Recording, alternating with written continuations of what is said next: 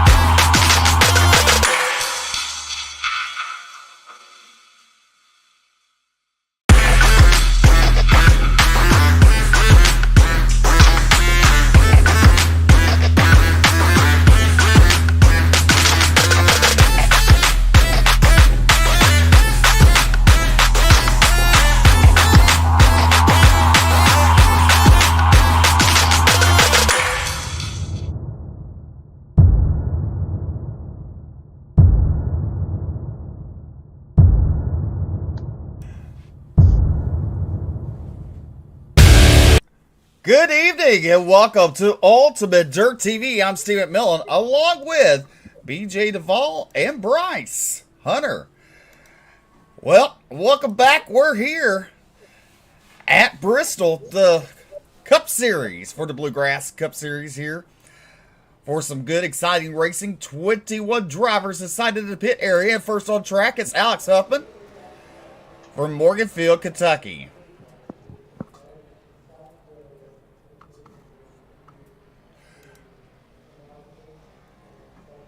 Also, go ahead.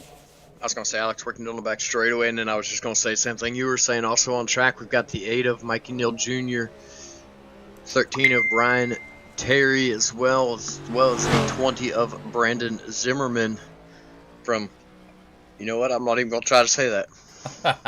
Brandon Zimmerman from Glucoster? Glucester? Hey, if all three of them got it wrong.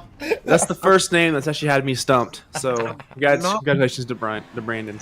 Yeah, I'm not really sure. Alex Huffman was our quick time. Aaron Smith moves up into quick time now. He was second fastest in practice, and he is on, Steve. He's on a 2-week win streak. He definitely is. And also on the track, car number 40 is Landon Huffman. Landon Huffman in car number 40. Down the back straightaway. I mean, right now they're putting down lap times. I mean, Smith is at an 18.78 here at the dirt track of Bristol. Let's see if he can improve his time. He does not. He stays fourth quick. Or no, he goes to second quick. Landon Huffman. I thought for sure his lap time was not going to count there. It looked like he tapped the wall right at the line, but out on track now, it's the 7 of New Bigging. Doug Newbegin beginning out on track for the Roasted Gems 125 here at Dirt Track at Bristol. Make sure to look up, get you some Roasted Gems coffee. Also out on track, we have the one machine of Scott Fritz. Scott Fritz pulled an unprecedented lap time over the entire field in practice. Led the practice times by 2 seconds, Steve. Absolutely incredible. That's an entire turn. Well, everybody else going to have to get with the program. We'll see how he qualifies out of turn number 4. He goes 7th quickest on his second lap now out of turn number 2. He was run that middle line down the back straightaway. He will enter in the middle. Look at the front end. It's down. It's straight. It's down. It's all over the track. And he goes second quickest, Scott Fritz. So Aaron Smith still on top of the charts with Scott Fritz, Bo Abbott, Landon Huffman, and Alex Huffman, your top 5. So right now, 16 drivers have timed in.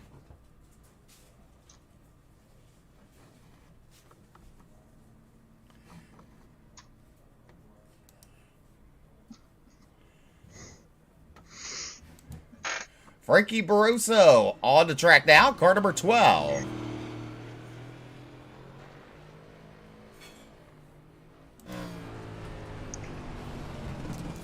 As you look at his steering wheel, he's going really easy. Yes, he is. I'm being told the fan favorite for tonight, the pick from everybody, is still going to be Aaron Smith to go 3 in a row as we continue to watch Barroso work his way around the track. Takes it nice and easy. You notice he's trying to keep that car flat. That's the best way to get this car around the track, is keep it flat. Don't let it slide too much. He's going to go 16th quick on his first lap. See what he can do for a second.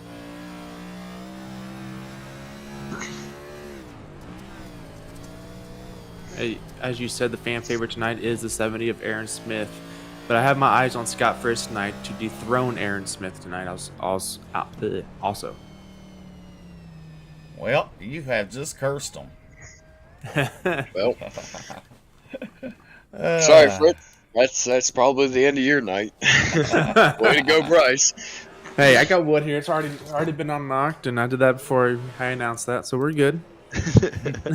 Right now, Aaron Smith making some extra laps on the track here, as we're fixing to go heat race action just momentarily. 17 drivers have timed in. Aaron Smith, Scott Fritz, Bo Abbott, Landon Huffman, and Alex Huffman, your top 5. Then you got Mikey Neal Jr., Doug Newbegin, Brandon Holder, David Farmer, and Tony Iverson, your top 10. Frankie Barroso, Cedric Hunter, Brandon Zimmerman, Michael Sturgill Jr., and Jonathan Cogswell, your top 15. You got Brian Terry and Chris Blanchard is your 17th driver to qualify. Qualifying's over. Let's go ahead and look at your results here on the board. Smith, Fritz, Abbott, Huffman, and Huffman, your top 5. Your heat race number 1 starting grid will look... I hope this is are they doing heat races? Yes, they one should. heat. All right, want to make sure because I don't get to see when it says heat. Y'all can. So at heat number 1, one and only heat race on the pole from the Satellite Racing Team, car number 70 is Aaron Smith, and to the south side it's Tyler Berry Motorsports. Car number 1 is Scott Fritz. Inside row number 2 from Color Tour Racing, it's the 48 of Moab, and to his side, the number 40 from Matthew Beeman driving, it's going to be Landon Huffman. Rolling off 5th tonight, we got Alex Huffman in the 4 machine, and on the outside, we got Mikey Neal Jr. in the 8. Row number 4 will look like this. Doug Newbegin. And the car number 7 is outside the glove box. Motorsports car number 31, Brandon Holder. Inside of row number 5, it's the 84 of David Farmer. To his outside from Iverson Autosports, it's going to be the 72 of Tony Iverson. From Texas Family Racing, we got the 12 of Frankie Barroso. From Category 5 Esports, we got Cedric Hunter in the 71. Rolling off 13th tonight, be Brandon Zimmerman in car number 20 to Lucky Ducks, and to the south side, the 17 is Michael Sturgill Jr. From Indiana, it's the 27 of Jonathan Cogswell on the inside of row number 8. To his outside, it's going to be the 13 of Brian Terry.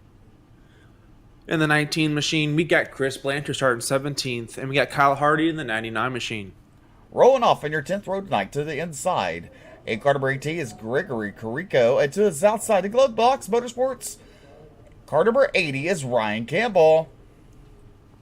Your 11th and final row is going to be from Team New England. The 15 of Matt Grenier will make up the inside, the outside. From the high side, Hustlers Motorsports, it's the 34 of Jason Bridges. So we're going to look right now. The scoring is working at Bristol and Dirt. The NASCAR ticker does not work on SDK side. So I think what's saving us right now is the fact that we only have one heat. So it's not trying to overlap another heat. that's it. That's it. That's it right there, yep. Because Monday night, he saw both heat races scoring, one on top of the other. And one of them hadn't even been ran yet. That's right. All Very right. hard on the eye. Yes. Barney, the iRacing flagman. Bryce, I'm sure Barney has gave you a couple of the no-no flags once or twice in your lifetime. Oh, yeah. More than once. Well, he's looking over the field. He's giving them one to go signal. And now turn number 4, the field's in the hands of Aaron Smith. 24 laps the heat race is tonight. And where they finish is where they will start their main event. Every time I've been in or seen these cars here on Bristol, the outside line always is the place to be on starts and restarts. Let's see if that's going to play into Smith's favor. The pace car dives in. Fritz's favor, I meant. Oh, green flag is out. Fritz gets a shot in the shorts right off the bat. He's going to stick right there to the right rear quarter of Smith. Down on the apron already, getting loose. This is the 48 of Moab. He's going to be able to keep a hold of it and keep it on going. Mo Yeah, Abbott. Look at that. That was a good save, like you were saying. But he dropped 6 spots because of that. Yeah, even though he did drop those spots, that was a great save, keeping that car off the wall and off the other vehicles as well. Well, you're looking down the back straightaway into turn number 3, coming out of turn number 4. Scott Fritz is your race leader. Smith is second. Third is Landon Huffman. Doug Newbegin is up to 4th, and then you have Alex Huffman in your top 5. Right now, down the back straightaway. Look how squirrely these cars are, BJ. And these cars are extremely tough to drive, and one of the things that makes them different from every other car that you can put on dirt here is they have independent suspension on the rear end, so they're gonna it makes it float more in the back end of the car, and it's also a lot harder to grab a hold of it and save it if it does get loose. The rear end does not rotate with you like it does on any other dirt car or even in the trucks. In the trucks even has a solid rear axle, so it just kind of floats from left to right, whereas in these cars, if the left side hits a hole, that left rear tire drops and it can bounce, whereas your right rear tire sits solid and it's still going to be on the track. It's going to make that car feel extremely different and very difficult to keep a hold of. As you look at Scott Fritz, it continues to lead with 19 laps to go next time by. 20, he's on lap. Let me get my tongue untwisted. Coming to 19 to go here at the flag stand. Scott Fritz starting to pull away from Aaron Smith. There's Landon Huffman in that 3rd spot. Doug Newbegin in the 7 car. Looking underneath them as they come out turn number 2. Good racing there. 3rd and 4th on the track. Look at Mo Abbott now looking to get around the 4 of Alex Huffman. That's a battle for 5th and 6th on the track. Oh, heavy contact. Cars going around. the bumper comes flying off of Mo Abbott's car. The bad luck for that number 48 team continuing on here tonight. It looks like he's got that front end dug down into the potato patch there on the top, having a hard time getting it moving. So he's coming off of turn number 4 there, just gets loose, it looks like off the wall, comes right down across the nose of the 4 car.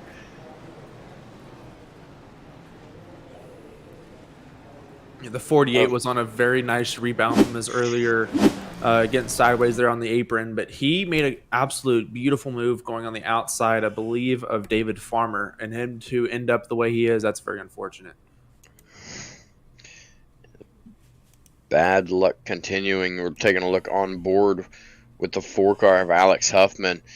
You see him there, he got the car straightened out coming off the corner, was heading down a straightaway, and then down comes Mo Abbott right across his nose. Unfortunate turn of events for both of those drivers. Mo Abbott's bad luck continuing on. He's got a little bit of a monkey on his back right now. It seems like both Xfinity and Cup have not gone his way the last few weeks.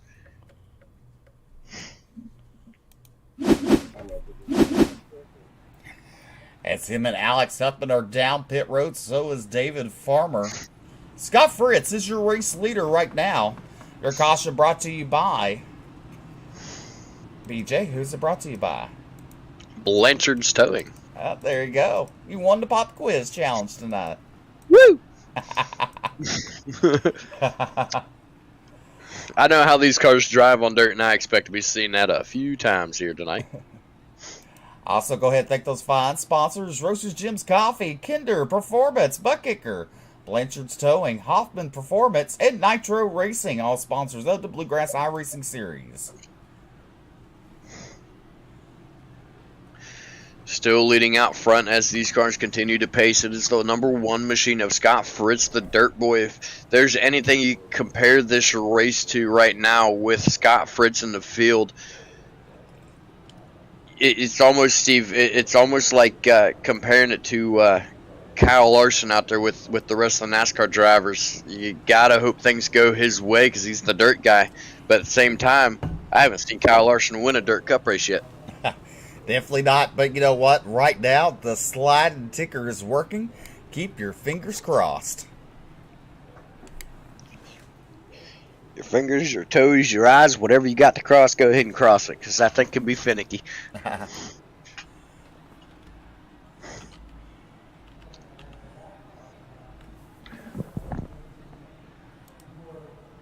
Lights should be going out this time by your front row is going to be Scott Fritz and Aaron Smith. Row number 2 is going to be Landon Huffman.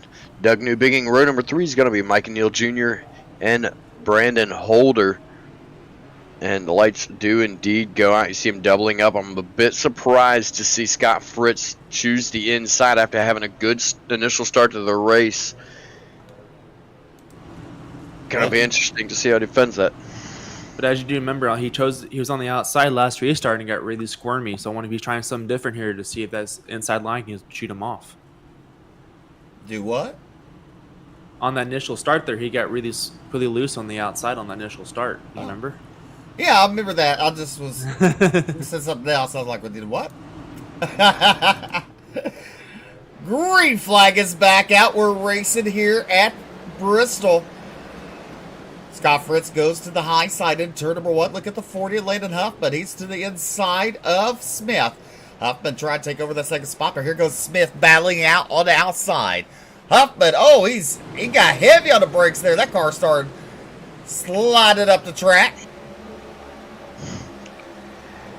These cars, very hard to control them down low in that slick high side of the track. You see how quickly it has already come in. Everybody moving to the high side. Everybody utilizing the speed and momentum. You get up there on the high side. Fritz all the way up in the marbles that time. That actually hurt him through turns number 3 and 4 as Smith was able to move up to his back bumper. Looking on back now, you got Kyle Hardy in the number 99. He's trying to work his way up through the field. He's up 10 spots already, Steve. He's up 10 spots, making another move. Now he's up to 7th into turn number 3. Scott Fritz coming to the line, 14 to go in this heat race. Oh, he makes a mistake, and there goes Landon Huffman to the race lead in the 40 machine. contact was made there between the number 1 machine of Scott Fritz and the number 70 machine of Aaron Smith. You see Smith falling back. Now he's all the way back into 4th. Fritz is now fighting the car, trying to get back up there to the lead. Huffman right now looking smooth and fast, doing everything he needs to do to keep it going. Huffman's actually starting to pull away from Scott Fritz. And it's kind of hard to believe. I mean, look at Huffman. I mean, that car, it snaps loose on him in a heartbeat, but he still managed to stay out front from Scott Fritz. He's doing a fantastic job right now, keeping control of that car and regathering it when it does snap loose. It's very easy for it to snap loose here with the new configuration of the Bristol Dirt. This year they did change the banking a little bit. They made it a little bit flatter, but up at the very top it seems like it gets a little bit steeper. Once again, up there right below the edge where that cushion is at, it gets a little bit steeper, and if the cars hit that, you see right there Landon Huffman, he tapped it on that one there and it brought him back down loose all the way down a straightaway, gave the lead back to Scott Fritz. Now Doug looking underneath him. Doug will take over that 6th spot as Huffman looks to the inside. Oh, Huffman. Huffman is just full sending that into the turn. That's hilarious. Well, that is the first attempt at a slab job that I have seen here tonight. Well, he definitely slid a car, made some heavy contact. His caution's back out on the racetrack. That's one thing I don't think I've even tried to do in the next gen because of the way that it handles here on the dirt. Taking a look at our Blanchard's towing caution here. Looking at the 8 machine, looks like he just gets loose up there on the top, comes down the track, tried to do everything right and hold the brakes, but the car on the inside just did not have a chance to react. As you look at right here, he's okay at this moment. He starts to turn. Oh, he's turning. Oh, he's turning. He overcorrects it and around it goes.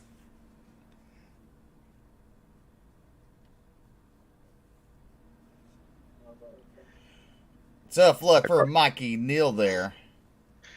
That car definitely not cooperating with him. That was the 72 that got into him there. And I believe the 72 is piloted by Tony Iverson. Yes, it is. Tony Iverson does go pit side along with Mike Neal Jr., David Farmer, Mo Abbott, Alex Huffman, Chris Blanchard, and Jason Bridges. All of those drivers are sitting pit side right now. Out front leading this race is still the number 1 machine of Scott Fritz. Moved up to 2nd, up 5 spots to the good. That is going to be Doug Newbigging. He'll be lining up beside of Scott Fritz for this restart.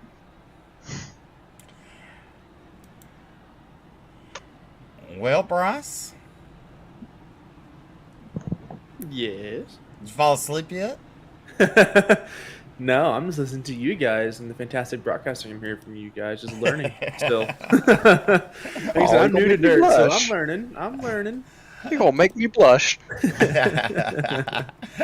Well, he believes, me and BJ believes asphalt's for getting to the dirt tracks. And we know you believe asphalt leads to every asphalt track. So, I mean, I just was curious, was the dirt kind of putting you on the sleepy side or not? And obviously you're pretty interested, so you're not sleeping on us. That's a good job. Yeah.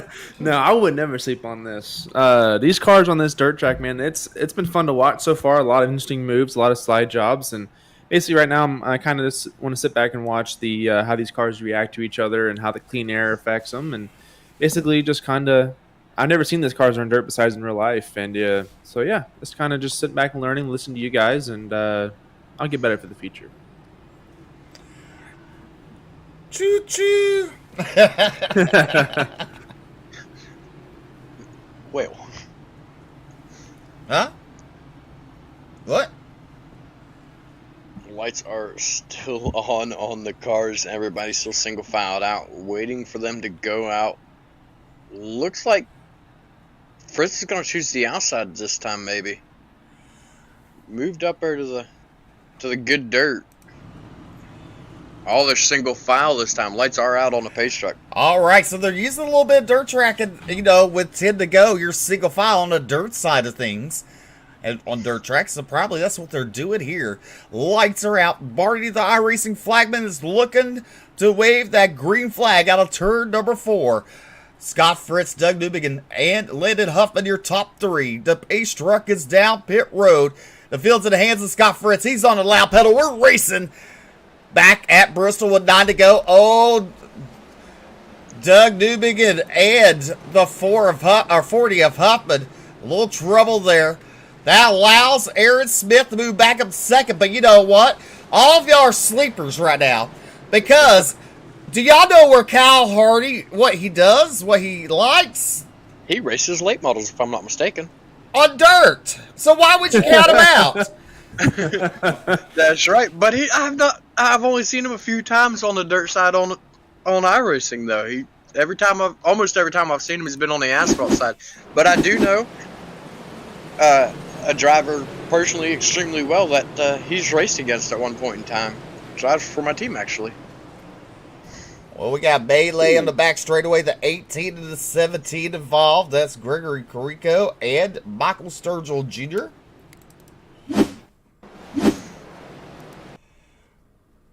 And this is at the start, going into turn number 1. Look at Hardy. I think that was what's what I'm looking for. Basically, the start of after that restart there, the 7 car didn't get going, one of the cars didn't get going and stacked the whole field up. So I think that was a repercussion of that.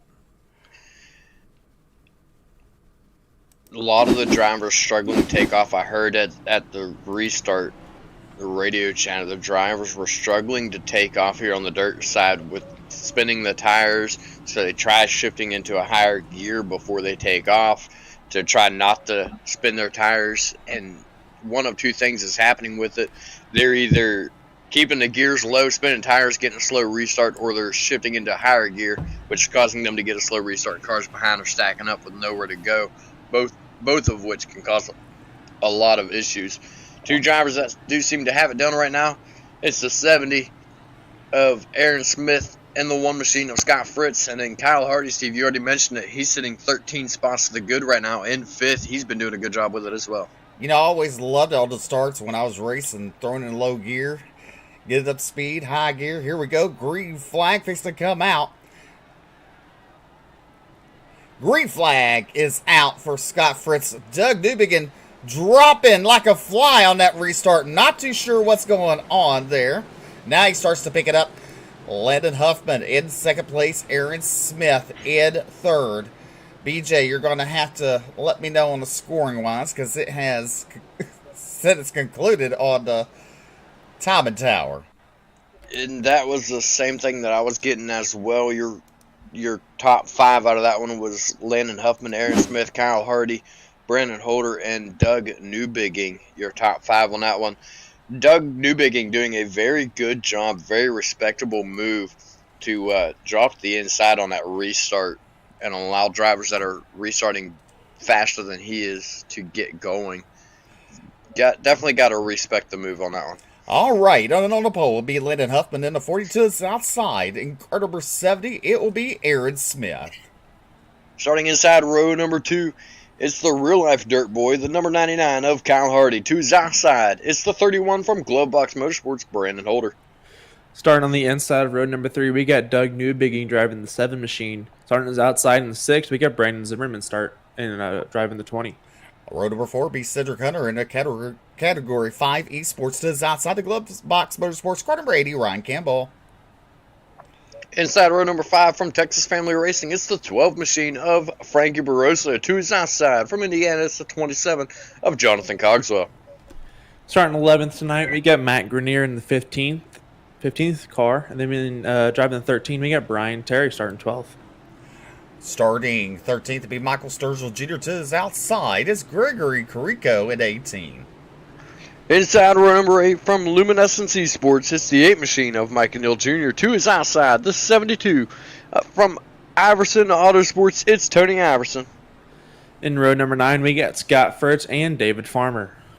Row number 10 be Bo Abbott and Alex Huffman to his outside. And rounding out the field, it is the 19 from Misfit Motorsports, Chris Blanchard. To his outside, high side hustlers, the 34 of Jason Bridges. So let's look at this real quick. Heat 1, look at the results here. Yeah, I'm a little confused as to how... Scott Fritz was not awarded the win. According to the results and the lineup tonight, you see him, he scored. Rolled off 17th. They said, or Scott Fritz came over the radio and said he did receive a black flag for something, but it was unclear to what he got it for. But as soon as you get the black flag, the session ended due to time. I'm wondering if it is due to, and actually I just got a message from Race Control. Fritz got black flag, does not say what for. I'm wondering if he was speeding through the restart zones. Green flag is out here on the race. Landon Huffman on a loud pedal. He's going to quickly take the lead from the cars going around out of turn number 2 already. As you see them, they're getting it back under away as we stay green. 3 wide. Look at Kyle Hardy to the race lead at the flag stand. You got to wonder where the scoring loop happened. Will they give it back to Landon Huffman or will it be Kyle Hardy? Definitely a hard one to tell. I'm going to guess that it's going to go to Landon Huffman by the looks of it. The caution out shows for the Ford machine. Let's see. Oh, heavy contact, and he just gets on the binders there, spins that car sideways, bringing out your first caution of tonight's main event. It's a good job on him to lock that car down, make sure he doesn't get any more contact with him, and save that car. It's going to be a long race tonight, so good job on the Ford to lock it down. Well, I will tell you this, Landon Huffman, your race leader, during that heat race, you know, everybody, no one picked Kyle Hardy. My pick tonight, Kyle Hardy, it will finish in the podium spot. More than likely, the win. I have no doubt he'll get a podium, but I do not. Personally, I don't think he's got the win. I'm not going to say who my pick is because on Monday night I jinxed my pick and he ended up blowing his motor when it looked like it was his race to lose, flying through the field. I'm not going to do that again here tonight. Well, I mean, it's Scott I know Fritz. who it is. You already You said Scott Fritz, so that means he will blow up at some point tonight. It's okay. It's okay. When he blows up, he knows who to go talk to. How do you know I'm not picking Landon Huffman? I just know.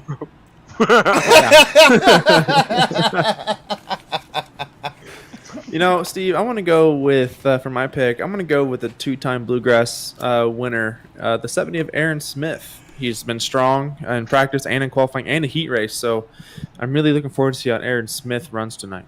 Well, I mean, that's good picks. All three of us picked good picks, even though BJ was kind of silent. But, you know, off air, he opens his big mouth, and we learned it.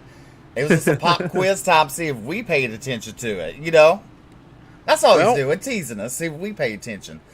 Well, all I'm going to say, I'm still not going to say nobody's name, but he is the guy that won the Pro Late Model Championship for the league, so I mean...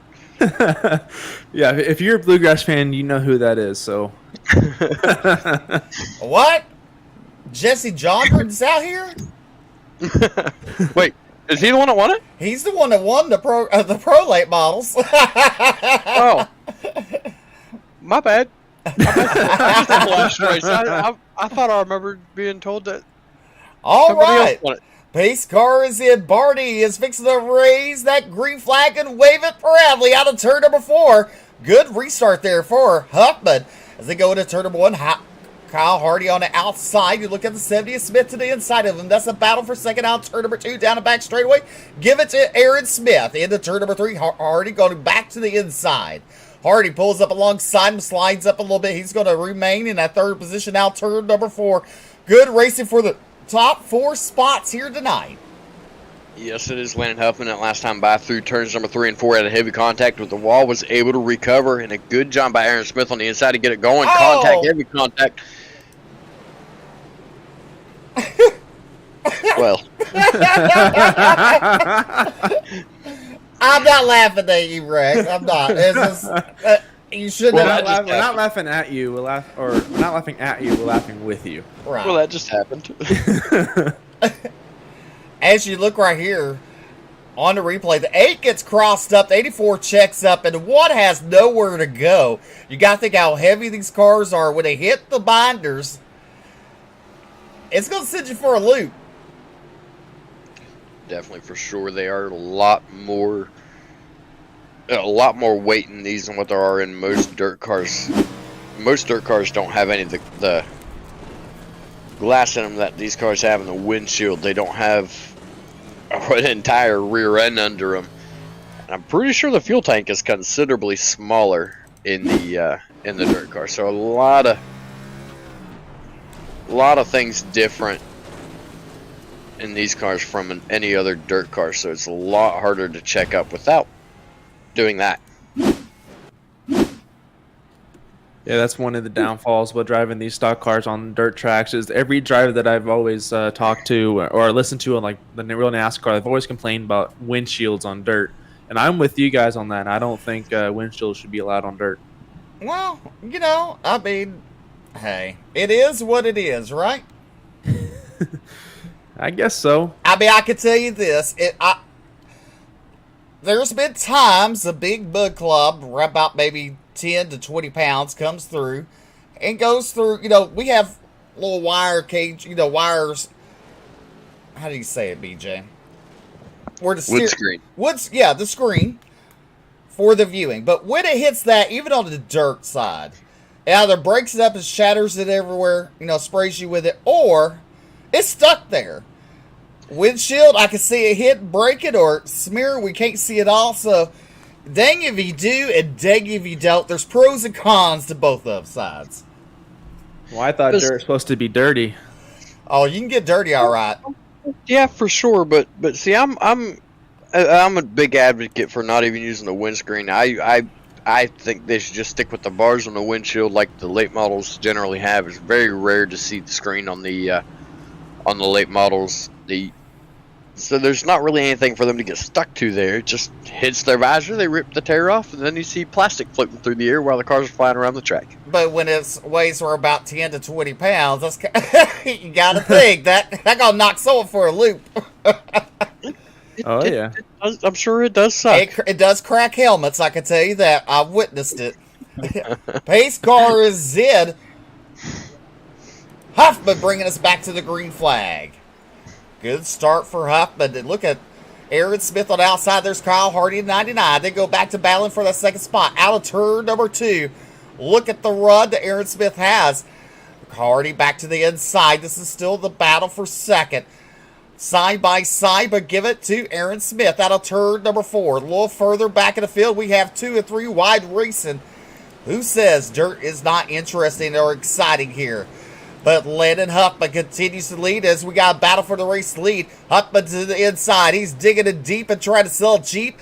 But Aaron Smith is ripping a lip, and he will take the lead out turn number 4 on lap number 14.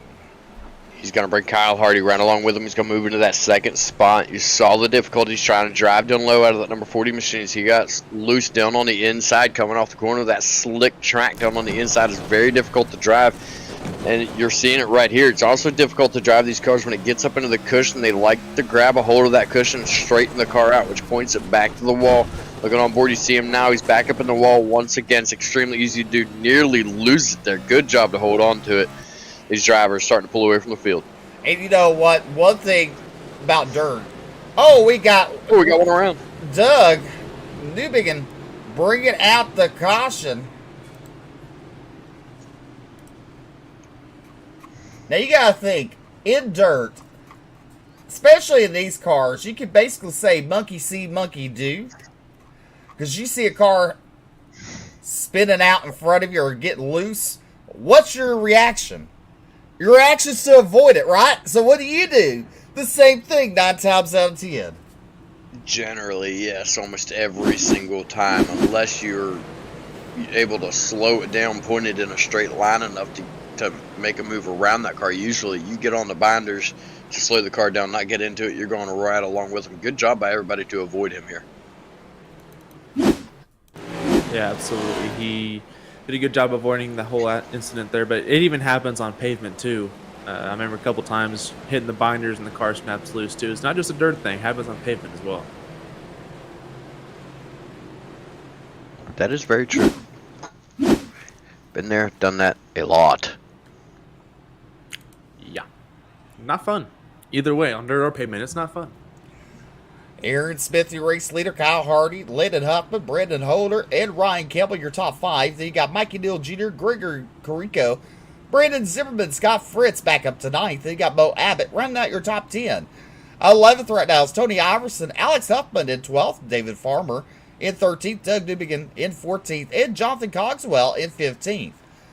Matt Grenier in 16th, Frankie Barroso in 17th, Brian Terry, Chris Blanchard, Cedric Hunter, Michael Sturgill, and Jason Bridges rounding out your field here at Bristol.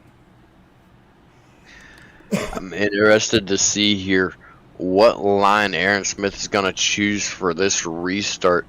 He's been on the inside. He's been on the outside. I'm very curious to see what he's going to choose to go. See him rolling right now on the top side. Kyle Hardy. You know, Steve, he's got the experience in real life. He does a good bit on the dirt side, but mostly you see him on the asphalt side. But he knows what he's doing out here. Can't help but wonder if he's been relishing this moment to be on the front row to have that shot at the restart. Well, you know, the front row is where you want to be, especially in a dirt race, for sure. Don't get me wrong. There's been plenty of people start dead to last and come up and win. I do believe it is a lot harder to pass on the dirt side, but a lot of times you see drivers from the back to the front in these races.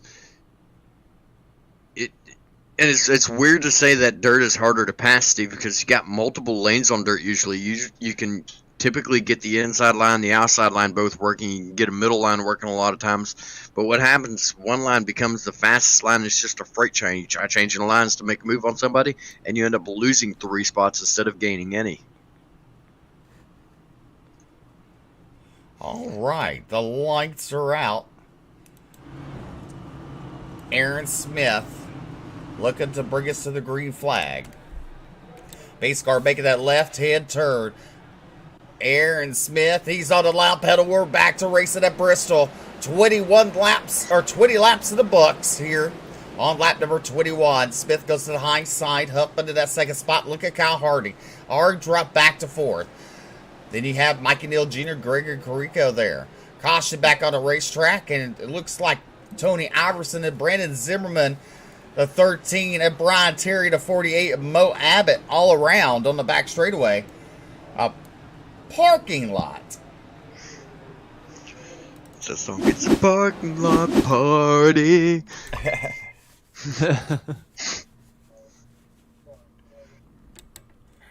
As we look at your replay, let's go look at. There's Brian Terry. There's Tony Iverson. There's Brandon Zimmerman.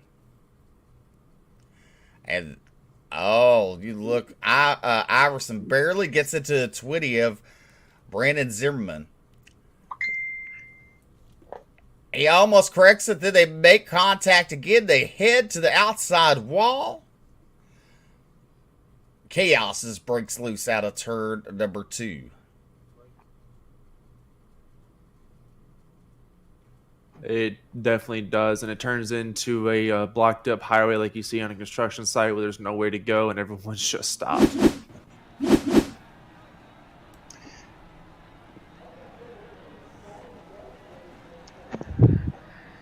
Well, you know, you got to think about this, BJ. You know, they're shifting gears here. Only on the starts. On the starts. You got to shift to get there.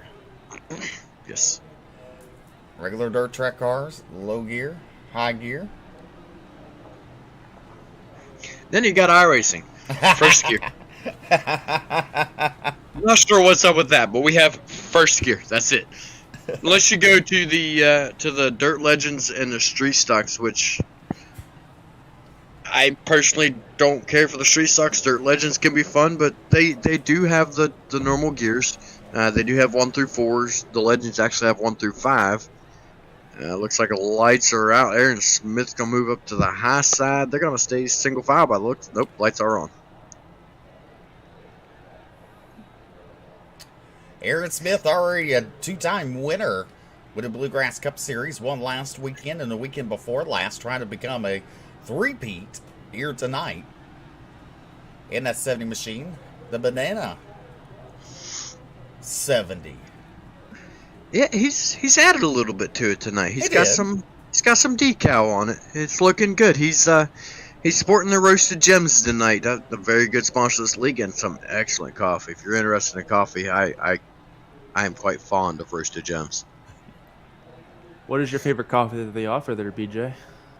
I've only had one, and I don't even remember what it's called.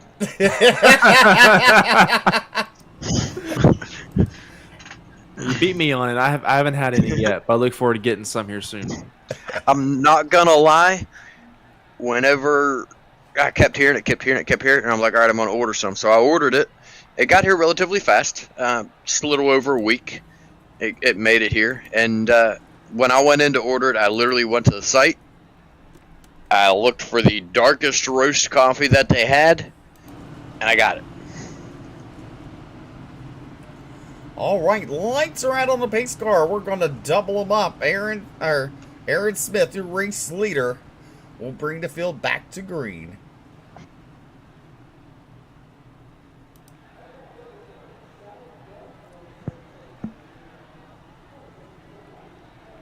The pace truck does take that left-hand turn down to pit road. Aaron Smith waits for the green. He's off, gets a great jump. The 40 actually gets a better jump. Goes on the outside of the 70, and the 40 takes the high side. The 70 is in the middle of that slick. The 40 is in the wall up top, and the 70 beats him off turn number 2. Good start there for Aaron Smith. Able to control it, able to get his car up to the top. That little bump to the wall for Landon Huffman, I do believe, hurt him, but Brandon Holder, we haven't talked much about him. He's only sitting one spot to the good from where he started. He started in 4th, and he's sitting in 3rd right now. He's been quiet, but he's been working his way there. He's on the inside of Landon Huffman now for 2nd. You look, there's some good side-by-side battling going on the racetrack. The 7 machine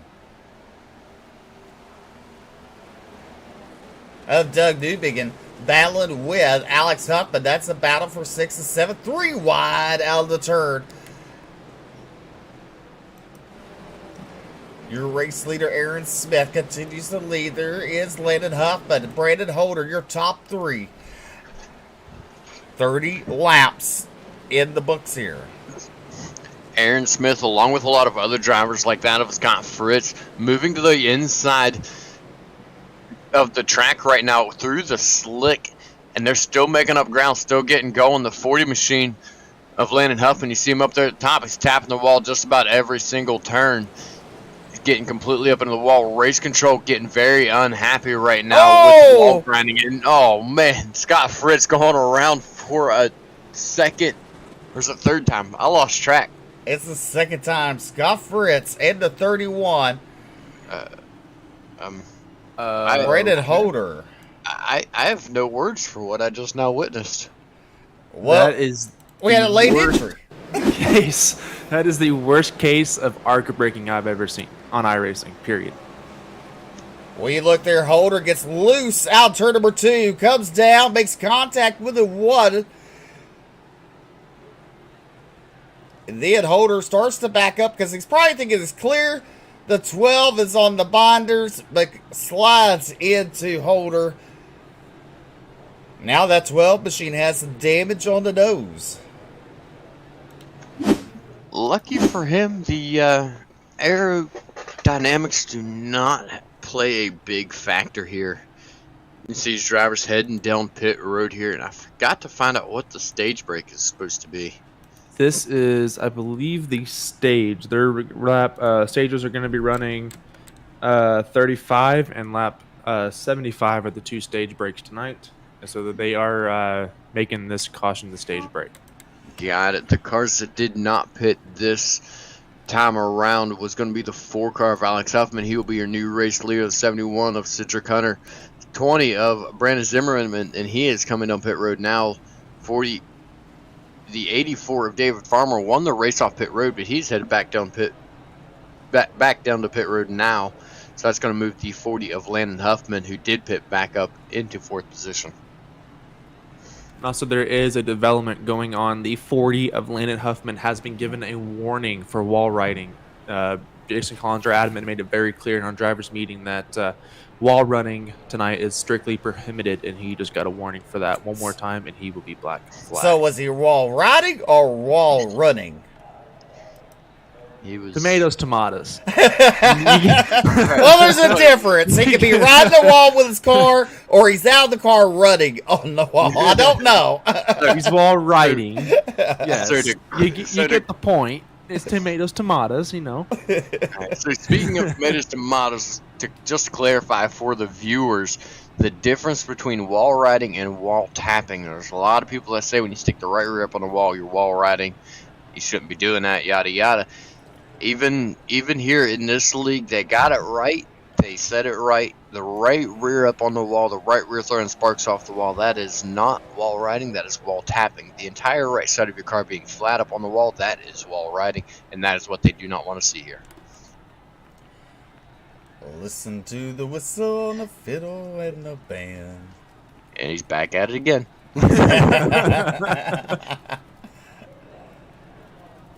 Come on, Alex. Alex.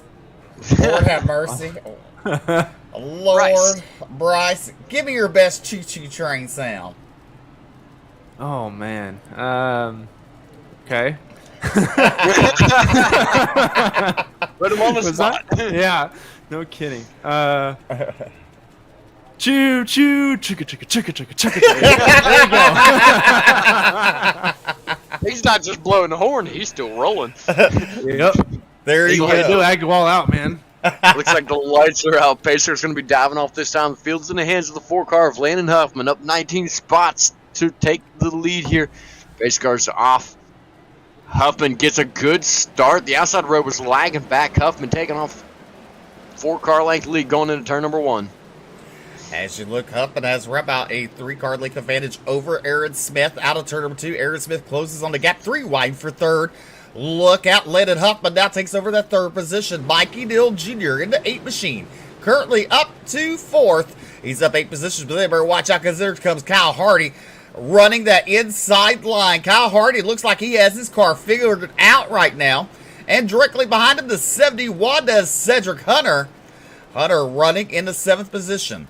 Oh, Nelly, the 40 gets loose, gets into Mikey Dill Jr., and around he goes. Based on what I heard over the radio, it sounds like the 40 car was looking to run a cut down line to slow the drivers down behind, did not realize that the 8 car was on his inside, came right down on him. Take a look here at our Blanchard's Towing instant replay.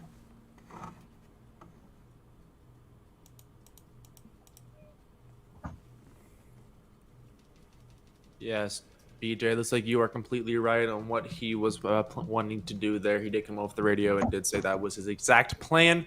And he did take the blame, and it's like penalties will be ensued. So you see the contact there. So, all right, so you're saying that he was going to run the cut down line. Based on what he said, yes, but you see right there, he's actually loose by the looks of it through the turn, but he corrects it and is heading towards the bottom of the track. Continues down there, comes right down on the 8 car. So I would assume when he gets it corrected, he's like, I might as well just keep on going track and low, cut it down. That's about what it's looking like and sounding like. Well, you know what? It was a good plan. Right. Well, you know what? Tomorrow night, the iRacing Pro Late Ball Series will be at Volusia, 500 to win. You know, BJ, when we go to Volusia, we always get to feed the Gators. Oh, yeah. When we go to Lernerville, the dirt side, you know, you got to watch out for the Sasquatches. I mean, we've been at Charlotte where a deer came out and hit a car. Wait, really? Yes. That's what we were told. During a race. That's what we were told during the iRacing race. I've never saw the deer, but they swore they hit a deer. So Well, I thought you meant in real life, No. not iRacing. Okay. I will tell you the story about it, and then I'll explain what happened. So one of the drivers on the track was flying around the track, was doing good, was picking up spots. If I remember, I don't remember who it was, but if I remember correctly, he started further back and was making his way up through the field, and then all of a sudden he hit an invisible wall, more or less. So the joke began that he hit a deer that was running across the track. What it actually was about 3 spots ahead, there was a car blinking in and out, and he hit the ghost of the car as it blinked back where he was. Gotcha. But it did do damage to the car. It only took out his radiator. You're done for the day, bud. He had no plastic left on the front of that thing. So this is a running joke. So, we go to Charlotte, we expect the deers to jump out on the track, dirt track racing. But tomorrow night, $25 entry fee for pro late models, $500 to win, guaranteed. You don't want to miss it. Here live on Ultimate Dirt TV. Guess what, guys? The lights are out on the pace car. Yes, they are. We are still waiting for that pace truck it's like around the backstretch. I misread my turns. Around the backstretch here. We got the 4 of Alex Husband on the inside, the 70 of Aaron Smith on his outside. On row number 2, we got on the inside is Kyle Hart, and the outside is Doug Newbigging here. And Secret Field is entering turns 3 and 4. Pace truck does make that left-hand dive down pit road. Alex Huffman takes the jump, gets a good jump over the 70 of Aaron Smith, takes the battle into turn number 1, takes that low line in the 70 of Aaron Smith, takes that high line there. We'll get the momentum going down the backstretch here as they battle going into turn number 3. Look at the run the 70 gets of Aaron Smith. Now you got to be saying it. Out of turn number 4. Give it to Aaron Smith at the line. Huffman falls back to second. Smith sticking that right rear right up there to the wall through turns number 1 and 2. He's looking for that good dirt right above the slick to keep his rear tires in as much as possible. Goes to the inside here through turns number 1 and 2. He's going to start pulling away with the lead. Kyle Hardy goes up. He's going to get a good smack to the wall there. That's going to hurt him in speed as Doug Newbigging continues to roll off in third and take that spot away from him. The 99 ML Performance there, I believe that is on that car. Yes, it is. And look at Tony Iverson. He's up to 4th in that 72 machine. Good run he has for him right now as we're on lap number 47 of 125. Aaron Smith continues to lead as Huffman working the bottom line out of the turn down the back straightaway. Into turn number 3, Huffman looks to the inside. That car looking pretty stable right now. As they come out turn number 4, lap number 47 is in the books. The same line, if you watched when the eNASCAR Coca-Cola Series came to Bristol Dirt, they ran the middle line a lot. It's the same line you're seeing utilized here. The lead drivers, the fastest cars on the track right now, they're running right through that slick as well.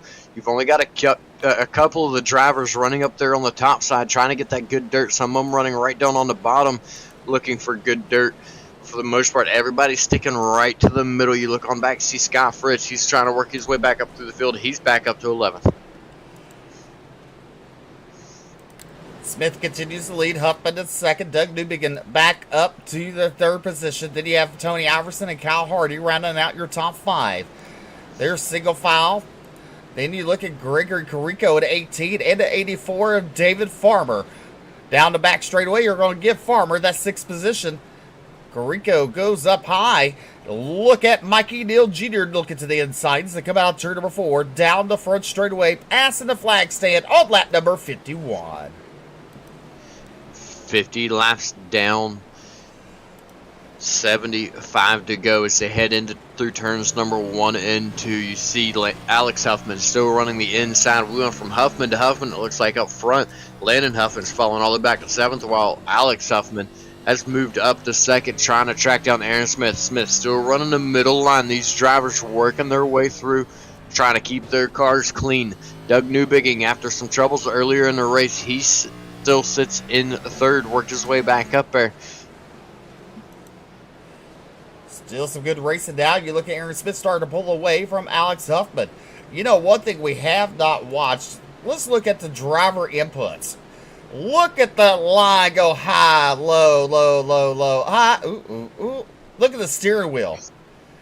That just tells you. How...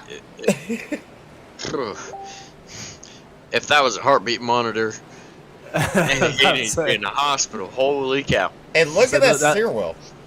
That looks like my heartbeat when I'm driving next to some drivers in Talladega and Daytona. I don't even think the line's that squiggly at Daytona or Talladega. But look at the wheel. The input of the wheel, how much Huffman is turning that car. It looks right there as though he's fighting it even down the straightaways, left, right, left, right. I know from experience how these cars like to wash out down the straightaways even. It's not even fighting the car. It's just rolling with the punches, just keeping up with how these cars drive.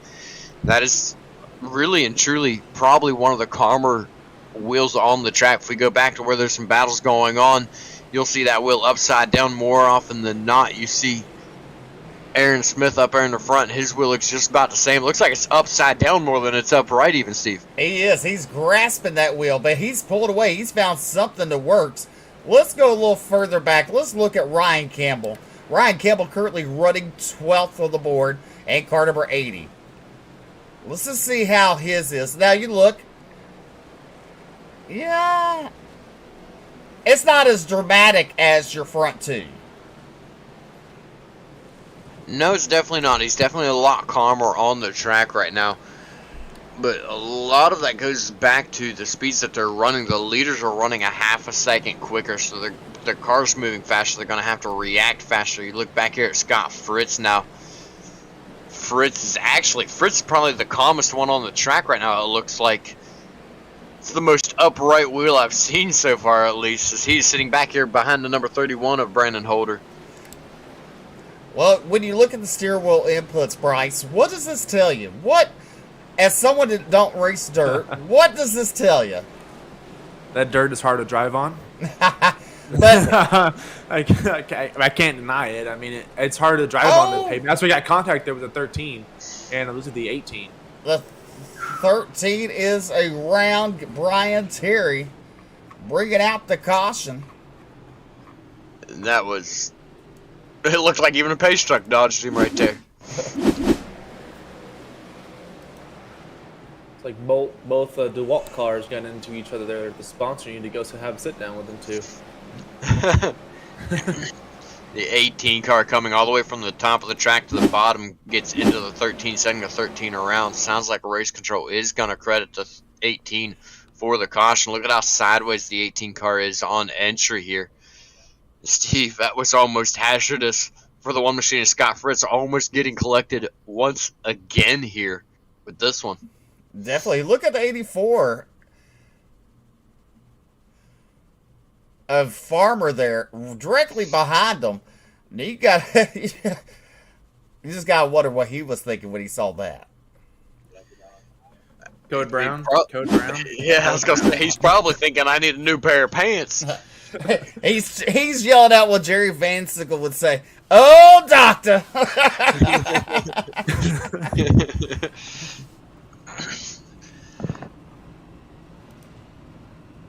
Let's go ahead and look at the weather. The track right now is at 79 degrees with 80% humidity.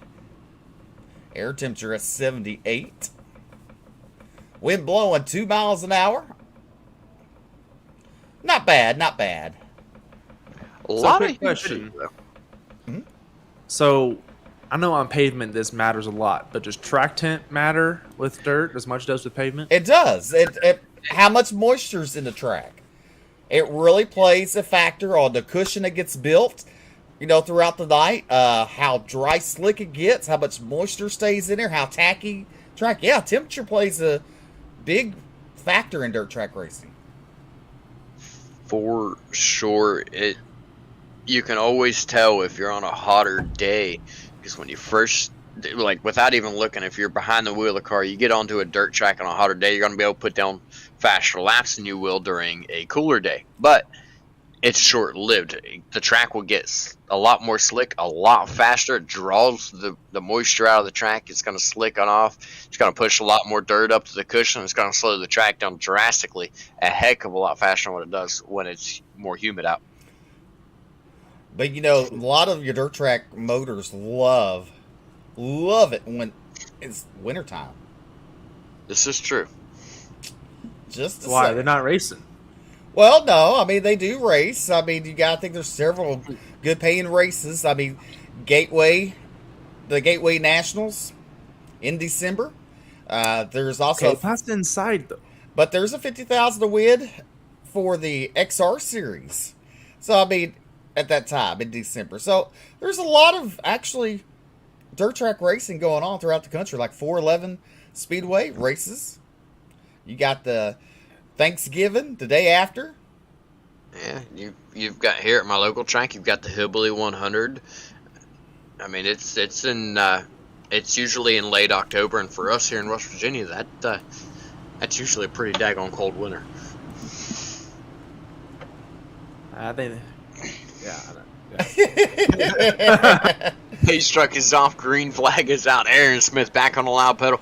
He's off to a good start already with a car length lead and contact already for second. That's between Doug Newbigging and Alex Huffman. Both drivers able to keep a hold of it and keep on going.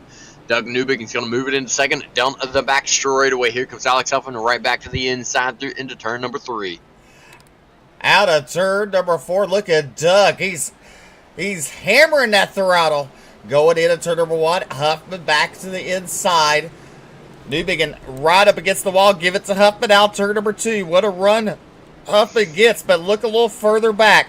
There is Kyle Hardy, the 72 of Tony Iverson, and Mikey Neal Jr. That's the battle for 4th, 5th, and 6th on the board. Look at those cars. They're sideways, left, right. They're everywhere. They absolutely are. You see the experience out of Kyle Hardy there. He started to slide up to try to look around the outside of the 8 machine in front of him. The 72 of Iverson was able to get a look to the outside of him, so he closed the door on him down to the inside. Now you see the 71, that's Cedric Hunter, looking to make the pass on Tony Iverson, the 72. Oh, Iverson got it loosey-goosey there on that straightaway going into the turn. He will fall behind Cedric Hunter, but meanwhile up front, it's the Aaron Smith Show trying to go for a three-peat here tonight with the Bluegrass Cup Series. You're watching live on Ultimate Dirt TV. Aaron Smith not only looking for the three-peat, but he is also your points leader. I didn't miss it, but I forgot who won the stage there. I want to say that was Landon Huffman that won the stage. But Aaron Smith right now leading the way. He swept both stages last week and then took the win on the race. He is running away with the points, and as long as he continues to lead this race and take the win tonight, he's going to continue to run away with it even more. Well, got to give a shout out to Roy Schmidt Jr. He's watching from Houston. Thank you for tuning in to Ultimate Dirt TV. Make sure to hit that like and follow button and share out the broadcast. We sure do appreciate you, each and every one of you, for tuning in. We're also live on the Bluegrass Facebook page and YouTube, and on dirtfan.com. Give them a like and a follow on Facebook. They have over 27K followers. They show a lot of real-life racing stuff, schedules, news, events, whatever you're looking for. Check them out. Right now, Huffman in that second spot, and Brandon Zimmerman and Matt Grenier involved in this caution. The caution is out on the speedway for the second stage break here at lap 75. There you see the 20 going around. That's Brandon Zimmerman. The 15 gets into him, and so does the 12 spin it out. Frankie Barroso try to not get collected. And as Bryce said, that does end the stage here. It's going to go to Aaron Smith. He's going to continue to lead the points and pull it away even more. Aaron Smith has been on a tear here in the Bluegrass Cup Series. Steve, it's starting to look like ain't nobody gonna have anything for him here. Well, the track is starting to really slick it off, and these cars work better in the slick when it's drier. I mean, True. Just a bit. It is. It's playing into his hands. I mean, Scott Fritz went to the rear a couple of times. He's back up in that 5th position, but as pit stops now on the track, Aaron Smith, we're watching in that 70 machine. He's off. Looks like he will regain the lead when we come back to green. Doug Newbegin comes off 2nd. Scott Fritz 3rd. Cedric Hunter. Brandon Holder. There's David Farber. Tony Iverson. Alex Huffman drops all the way back to 9th position. And Steve, I hate to break it to you, but your pick, the 99 of Kyle Hardy, he's been in the pits for a full 2 minutes now. He's currently sitting 4 laps down. Well, I didn't do it this time. Well, at least this is only one time for me. You did it like 3. Oh, no. How many cars, do cars did you cause to take out when you put the camera on them? Say, do we need to go revisit Auto Club? Auto Club, I put the camera on you. You was going for a ride. I did go for a ride, but you made a lot of the people go for a ride too. I was one of your victims here. I don't even think that was commentator's curse. I think that was camera curse. Right? I mean, and then we went to, it was Auto Club with Keith Hackney knocked the camera out of the back straightaway. Was that Auto Club or was that Texas? I thought it might have been Texas. It might have been. Never seen that happen before, but hey, it worked. And receiving word that Kyle Hardy in the 99 may have broke a what was it here? He broke a toe link. Looked like the toe in his car was knocked completely out the last time he was on track when he smacked the wall. And that is what took him pit side. He still continues to sit pit side 3.5 minutes in. Yeah, that's the beauty with this new damage model that came out. What is it now? A little over 2 or 3 weeks ago, and they did a good job with getting the damage model up to date with the whole toe link situation, stuff like that. So unfortunate for Kyle Hardy, but it's the way the cookie crumbles sometimes.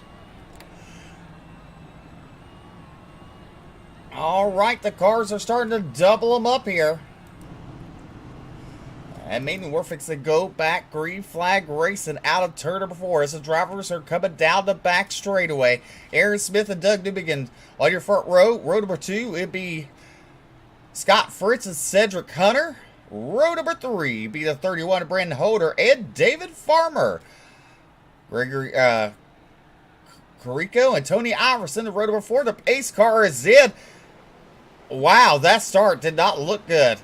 But a good start there for Aaron Smith. He caught Doug sleeping on that start. And Doug Newbegin, we saw him struggling earlier in this race with restarts, earlier in the night, I should say, with restarts. This is going to allow Scott Fritz to take that second spot away from Fritz. Been running the middle line since he got caught up in some action earlier on that caused him to fall back. Sticking that middle line, trying to work his way up there, but Doug Newbegin looking extremely strong on the outside right now, fighting back. Look at Doug and Fritz side by side. Battle for second. Look a little further back. There is the 4. Then you got Gregory Carico in the 18. Mikey Neal Jr. and Tony Iverson. Iverson in that 9th spot. And there's David Farber in 10th. You got Ryan Campbell, Jonathan Cogswell, Matt Grenier, Brandon Zimmerman, and Frankie Barroso rounding out the top 15 here. But back up front, Doug Newbegin in that second spot is now pulled away from Scott Fritz.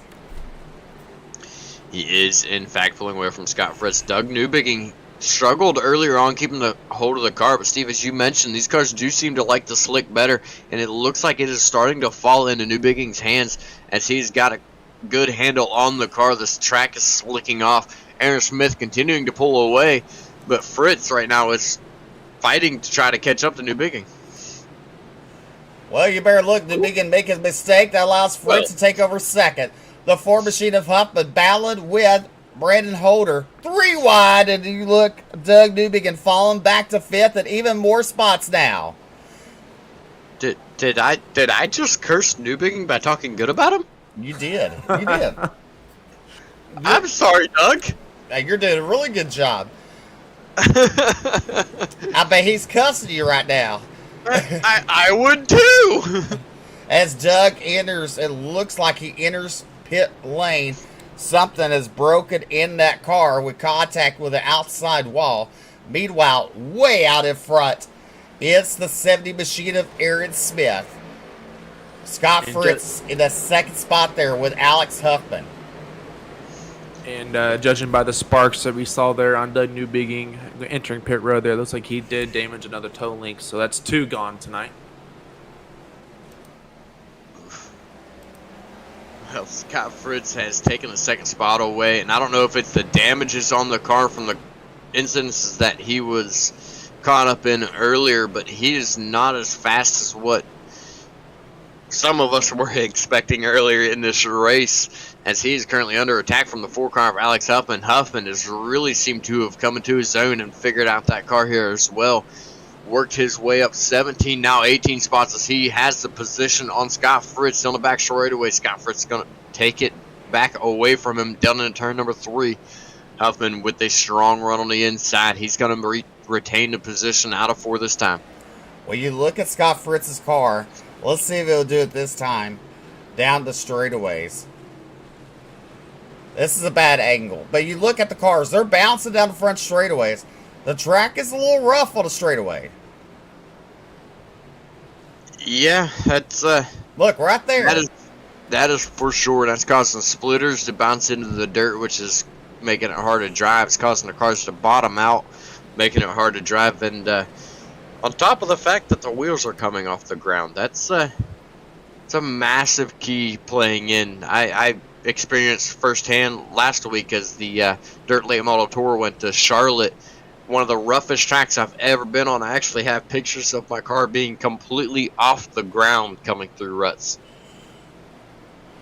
Right now, you're looking at Gregory Carrico and Brendan Holder battling side by side. Now, look, Mikey Neal putting his name in the pot as they come out of the turn down the back straightaway.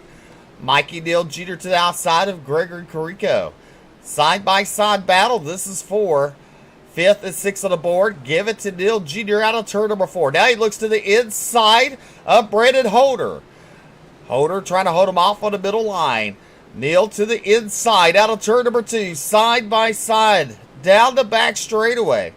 That middle groove seems to be quickest right now. But meanwhile, let's look up front. There is your race leader, Aaron Smith. He has a couple lap cars in between him and Alex Huffman. Oh! Starter said it's going to help Aaron Smith out a lot to pull away from the field, but Fritz and Huffman are catching back up to Smith now.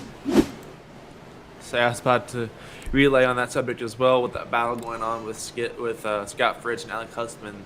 That allowed Aaron Smith to pull away, but all that just was erased. So, don't talk about that now. And that is also going to give Fritz back second, I do believe. As before the caution flew, Fritz was able to get around Huffman with that. You see here, it looks like Huffman was a little loose through the turn, comes down to the bottom, as well as the 13 sliding up to just kind of got stuck, didn't really have anywhere to go. I mean, that's more of a racing deal right there. I mean, if you look at it from a different point of view, the lap cars in front of you, you're closed up. Yes, you're correct. You see him go high. He starts to get loose there. He starts to come down. You got to wonder, because you got to go with the flow of the car. Right there, he starts to look underneath him. You got to wonder, was he expecting Brian Terry to go a little higher up out of the turn? I almost feel like he was planning to use Brian Terry as a pick to slow Scott Fritz down more, because if Huffman could have got below Terry, Terry would have been forced to go up higher, and I would have placed him right in front of Fritz. So it looks as though Huffman getting loose started to play into a game plan there and allow him to use Brian Terry as a pick, but Terry did not slide up as much as Huffman was probably thinking he was going to.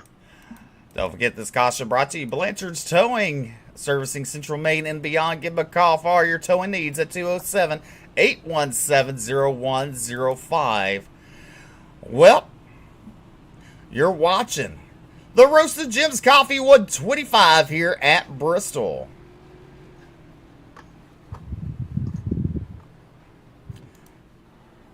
I am receiving word that the 13, because he was unable to hold his line for the leaders and was sliding all over the track just before contact there, he did get credit for the caution.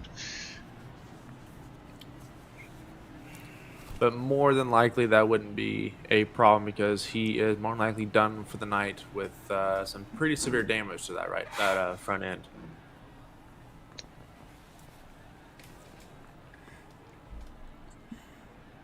So tomorrow night, the Bluegrass Series goes to Volusia. One of the fastest half miles on the circuit. Lights go off on the pace truck.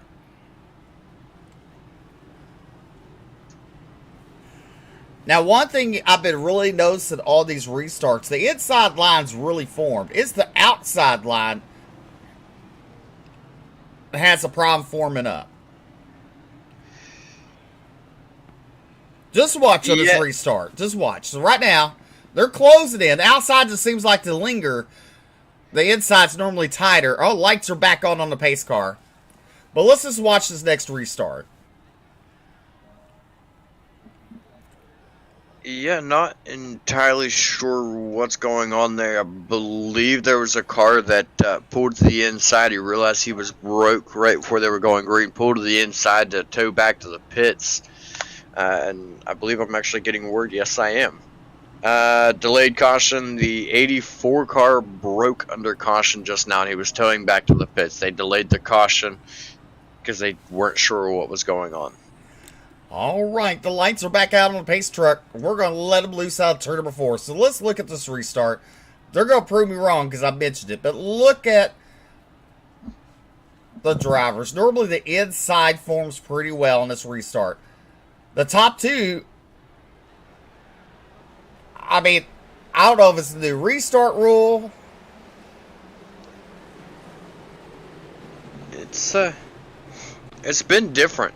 I'd like to see them implement the start zones for the dirt side as well eventually. I know we've got it here on the Bristol dirt, but I'd like to see it come to the other tracks as well. Battle going underway already for second position. The inside line has been able to get the restarts here all night long. Alex Huffman taking second away from Scott Fritz very quickly. Fritz battling back on the outside. Into the turn, Fritz in that third position. He sees the 4 of Huffman, currently running second. Huffman gets really loose out of the turn. Look at Fritz. The front end of that car was in the air. Side by side in the turn, out of the turn, down the front straightaway. Give it to Fritz. I didn't think a car that weighed as much as these next-gen Cup cars do could get that much air. But holy cow, as caution flag waves here once again. Blanchard towing, yellow flag out. So take a look at our instant replay. See the 80 machine of Ryan Campbell. Looks like he just gets tagged in the left rear from the 72 of Tony Iverson.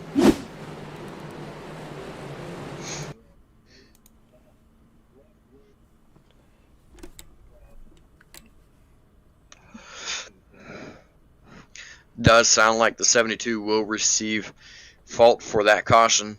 You see it right there. He just slides up into the left rear of the 80 machine, sending the 80 machine around. Now, Steve and BJ, if that happened on a real life dirt track, would that be grounds for fighting in the pits later on?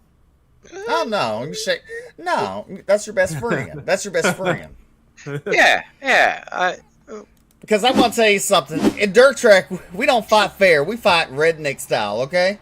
I mean, if I come into pit lane, heck, we might even make it to pit lane to start the fight. Okay. Yeah, I've seen more on the front straightaway at the flag stand than what I have in the pits. I've seen drivers get drug out of cars before. How they got them out of the seatbelt and drug out of the car, I don't know. But I've also seen drivers get taken to the hospital for getting beat with helmets. It's interesting stuff at dirt. It usually doesn't make it to the pit side, at least not in my experience. And if it does, I will tell you this: you can grab a hammer or jack, whatever you have, and you go after them. But I've seen it on a track where a guy jumped onto a car while it was rolling, and he's on the front, on the hood, and he reaches and grabs the guy's helmet and starts hitting it against the steering wheel. I feel like I've seen a video of that one. So you guys do take your helmets off, right? That's just a NASCAR thing that leaves their helmets on. We're not scared in dirt. We'll take them off and throw them at you. Yeah, I was gonna say I don't want to say it, but I will. The NASCAR drivers, I think, are sissies and they're too afraid to take their helmet off. I mean, gloves come off, steering wheels get thrown at drivers. I mean, the whole 9 yards. I mean, I've seen a tire fall off of a car, someone pick it up and throw it at the car that took them out. I mean, it is what it is. Gotta love it, man. Gotta love local short track racing.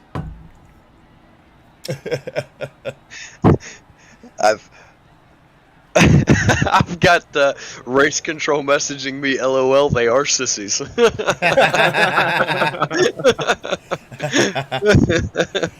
I mean, if you want to see a good fight, don't watch NASCAR to see it. Well, go to your local short track, short track, and see the fights that go on. Let me tell you, in the next week, they're best friends up until race time. Right? I mean, the race time gloves are off, and they'll take you out because they remember what you did to them last week. I mean, I have literally seen a fight on the track. Those two drivers go to the pits and exchange parts, go back out and do it again in the feature. Wow. Under our next caution, I'll tell you something else, but we're fixing to go back to green.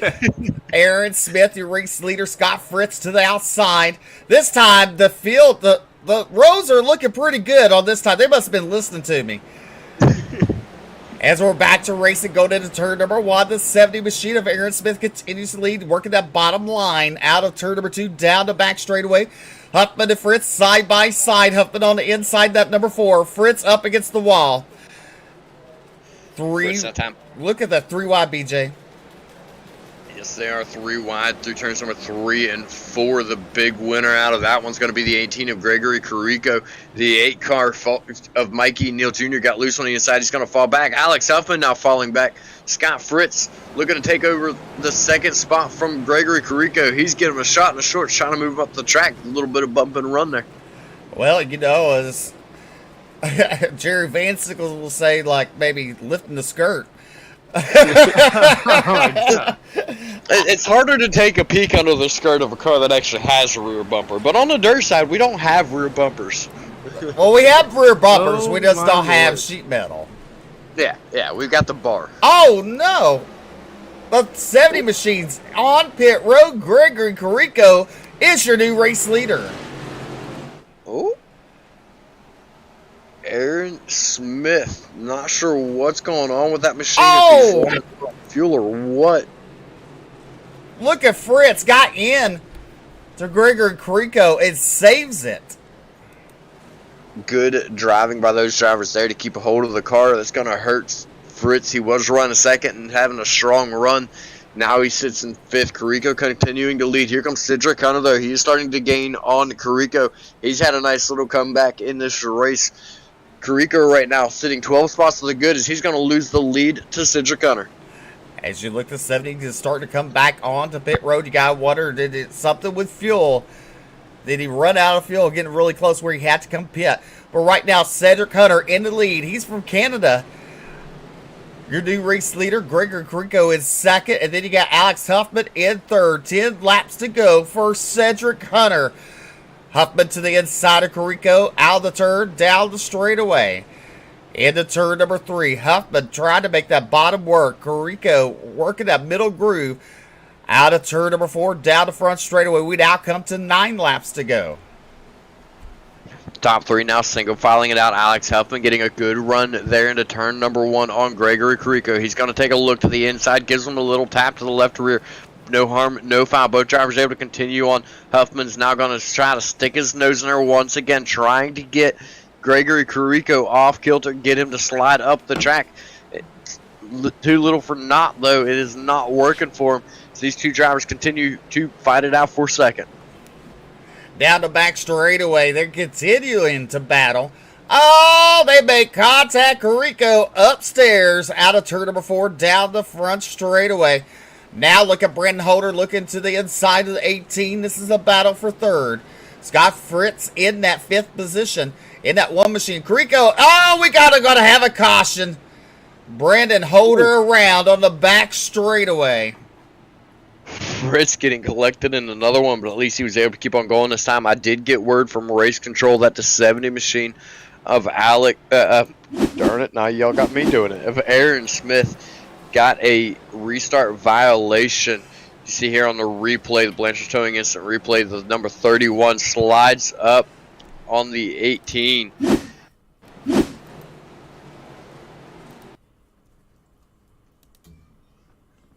Receiving word, it will be ruled a racing deal. One driver sliding up, one driver sliding down. Both drivers just looking for the same piece of real estate, just running out of room. Unfortunate for those drivers. They were having a really good run, Steve. Oh, doctor. I don't know how much more damage that one of Scott Fritz can take. He's been through a couple accidents this evening, and he's cutting it close, man. You know, it's close. He might be cutting it close. He might have taken a beating, but that car looks relatively untouched still, though. Sheet metal might look all right, but I'm worried about the internals. His pants? Oh, he's probably got his 3rd or 4th pair by now. That toe links, radiator, you know, the whole 9. But yeah, going back to what we were saying, Jerry Vincicle says, you'll hear him say, lifting the skirt up off that car. Yes, the dirt side, they do have bumpers, BJ. They just don't have, most of them don't have rear bumper covers. Yeah, yes, it is. They do have the rear, it's a roll bar bumper, but, they don't have the sheet metal, yes.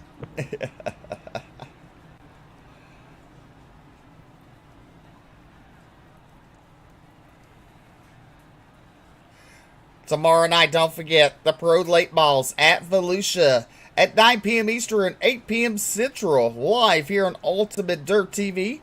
We'll see who will make it to announce the race. Will it be BJ?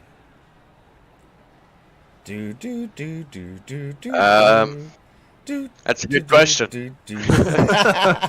Did kind of have plans for tomorrow, but we'll see what happens. Or did Bryce put on his big boy pants and come call a dirt race with me? That's what he should do, and let BJ pay an entry fee and go lose some money. Well, here's the deal. I have a league race on Thursday. So. Well, you can call in sick. Man, I missed too much of that league. I kind of have to. So you missed too much of it. So you're saying he's outside the points, right? You're telling on yourself. I'm hearing an open door. All right, as we're coming to 2 laps to go, let's see if the lights turn off on the pace truck. They do. It's going to be a green, white, checkered. No, it'd be 2 laps to go. We'll go green. You're right. Yeah. It's a green white, checkered. Oh, okay. So scoring has had.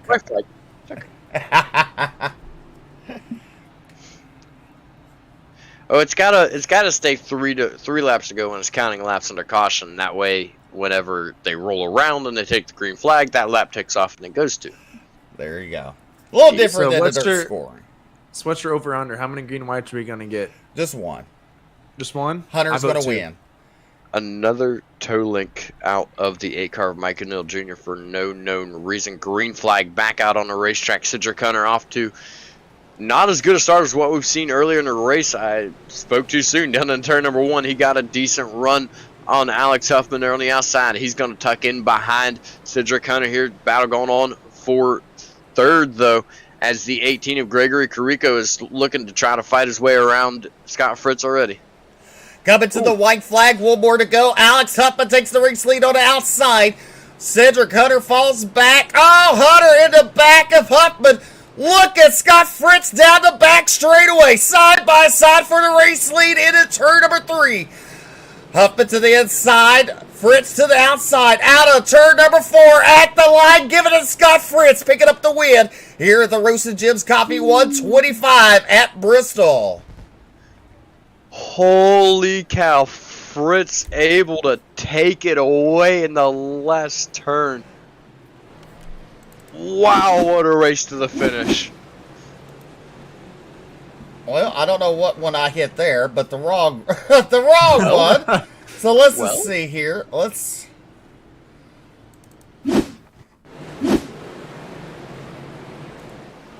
As you look, Hunter to the inside of Huffman. Hunter stays low. Huffman gets a little loose, comes down. They make contact. That allows Fritz to the outside. Look at Gregory Carrico. He gave a shot in the shorts to Alex Huffman. But the run out of turn number 4 that Fritz had prevailed him to the win tonight. Fritz did a good job to lock Huffman down a little bit lower there and causing him to get stuck, not be able to hold that momentum. A little bit of controversy going on there between the 71 and the 4. Both drivers being very calm about it, though, just discussing, apologizing to each other. Oh. Really good sportsmanship between those two right now. It's all good to have disagreements here in Bluegrass as long as it doesn't turn into cuss words flying and stuff like that. So good job on these two for discussing the differences and keeping it clean. All right, let's go ahead and take a look at your official results on the board for tonight's Bluegrass Cup Series. The Roasted Jim's Coffee 125. And Scott Fritz will bring home the win with Alex Huffman in second, Gregory Carrico in third. They got Jonathan Cogswell, Ryan Campbell, Tony Iverson, and Cedric Hunter in seventh. You got Frankie Barroso, Matt Grenier, and Brandon Zimmerman rounding out your top 10.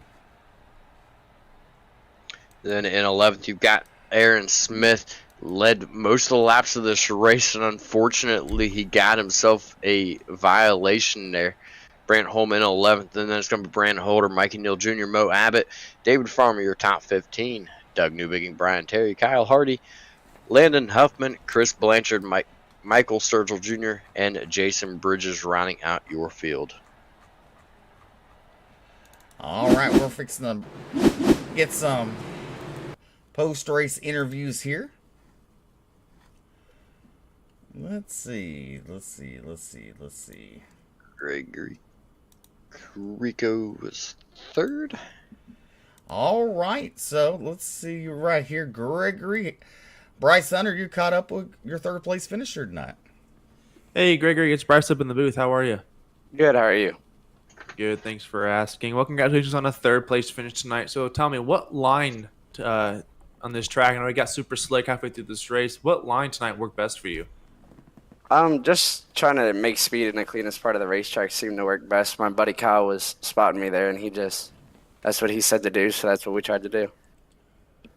Well, it definitely did work out for you. So on that final lap there's contact between the Ford and the 71 there. I bet your eyes got wide open. Tell me about how you were feeling right there. Yeah, for sure. I didn't know what to do. I was going to go to the bottom, but these cars don't really steer that well in the dirt, so they don't just dart to the bottom like that. So I figured just push Alex as hard as I could and see what would happen after that. I was hoping they'd go in a 3 and wreck themselves. I think everyone behind you is thinking that as well. So, Gregory, go ahead and thank those fine sponsors for me and get you on your way. Yeah, well, I don't really have any sponsors. It's just I just play iRacing and have fun. No family, nothing like that? Sure, I can thank my girlfriend and my mom and my stepdad. Well, there you go. Well, ladies and gentlemen, this is Greg Carico on his third place finish. Have a good night. Thank you. All right, BJ caught up with your second place finisher. That's right. I've caught up with the driver of the number 4 machine, Alex Huffman. Alex, nice run you had here tonight. I'm tired of being near Scott on finishes because he always steals them. Well, the run he had there off turn number 4, man, that was hard to beat. You stuck right there with him. One of the closest finishes we've seen in quite a while. 0.05 seconds difference between you guys. Seemed like you really got that car figured out, though, and was able to work your way up there. Tell us a little bit about that time you had coming through the pack.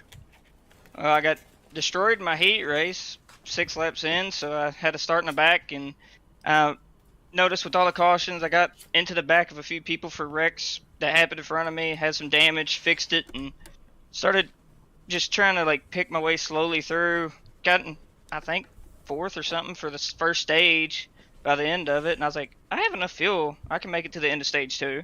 So I decided to stay out, led some laps, but the colder tires that Aaron had and all the others finally were catching up there, because I mean, even on dirt, cold tires, low air pressure is going to help you a lot grip wise when it's slicked off this much. And it Aaron had that penalty for jumping the restart. I hate it for him because I felt like I maybe could have just settled down a bit and stayed with him and gave him a run to the finish. But then as soon as he got that penalty, I got turned and lost the lead. So I was just in aggressive mode trying to get back to the front there because I was like, I want this win. And I get the lead, blow it out of turn 2. Scott gets there, and I was like, well, do I want to run Scott up the hill? Nah, I'm too good friends with Scott. We've had too many fun dirt races before, so I was like, drag race? I was like, he's going to get me because as soon as I put the throttle down there off 4, it just started jumping from all the ruts and bumps down there off 4, and I just immediately knew. I was like, well, there goes my run, and it just stalled as soon as I got back on the throttle. And I was like, well, there goes Scott. Well, I noticed you and Cedric Hunter were having a little bit of conversation there post race. Sounded like a lot of good camaraderie, a lot of good sportsmanship out of that one. Tell us a little bit about that real quick. Yeah, I hate that I got loose there in front of him and caused him to get into me there on the exit of 2. I appreciate that he lifted to try to stay off me, and I mean, my car is just, I had to run the middle all night long, so I had no expectation, but I knew he was still there on the inside, so I wasn't going to like chop his nose there going into 1 trying to get my line. I didn't want to get into him, so I gave him a line, and I just gave it a little too much goose there off of turn 2. It over-rotated and came down there into Cedric, so I hate that it couldn't have been me and him drag racing there. I just gave it a little too much gas. I mean, it was fun trying to get there to the end, and I hate I gave it away again. Well, congratulations again on your second place finish. Go ahead and thank your sponsors and everybody who make it up there. Of course, gotta thank you guys at Ultimate Dirt TV for broadcasting this. Y'all got to see us show off this Gen 6 on dirt. It doesn't do too bad. Bluegrass iRacing, Jason, of course, putting us on Butt Kicker. Kinder Performance Group, Deb at Old School Diecast. I hate I couldn't get her a win. I swear I'm gonna get you one, Deb. And Huffman Designs and Blanchard's Towing as well. Alrighty, well that is Alex Huffman, our second place finisher, and Steve, I believe you have caught up with the big winner, Scott Fritz. Well, Scott, congratulations on the win. Yeah, honestly, I shouldn't have won that race. Pretty much everything that could have went wrong all night. But well, definitely. I mean, in the heat race, you was leading, got a black flag. Had to start in the rear, right? yeah, Tell us about it. What happened? I was, well, sometimes when you're meant to win one, I guess it's meant to be. But yeah, I was going 38 into the restart zone, and I went in the restart zone, and it gave me a black for speeding in the restart zone, so that made no sense to me. But so I had to start 17th, and then I got wrecked twice coming through the field. So the car's torn up, but I wasn't really down any power, but once I finally got to second, it was too tore up. I couldn't get off the corner like Aaron and Huffman could, but sometimes when it's meant to be, it's meant to be, and luck was on our side. And Aaron, fortunate for him, got hit with the same black flag that I did, and then just a little bit of luck, and Huffman and Cedric kind of got together there, and we had enough to motor around the outside there in the last corner and steal it. Oh, you sound really bummed. Yeah, I was hoping it'd go a whole lot better than tonight was, but I guess coming away with the win is always a good feeling. But honestly, probably shouldn't have won that one. It wasn't that great of a night, but I guess it kind of turned around there at the end. It did. Well, Oh, go ahead. I was just gonna say I'm gonna butt in here for a split second. You were my pick tonight. Everybody knew you were my pick, even though I refused to say your name, and I felt like I cursed you there a couple times. It seemed like every time we say something good about you, you're suddenly facing the wrong direction. So to be my pick and to still win the race, especially after all that, good. I'm thankful. Yeah. Well, definitely. Yes, I mean, the close finish you had at the line, I mean, that momentum on the outside. And even, I mean, Huffman got a shot in the shorts going into turn number 3 there.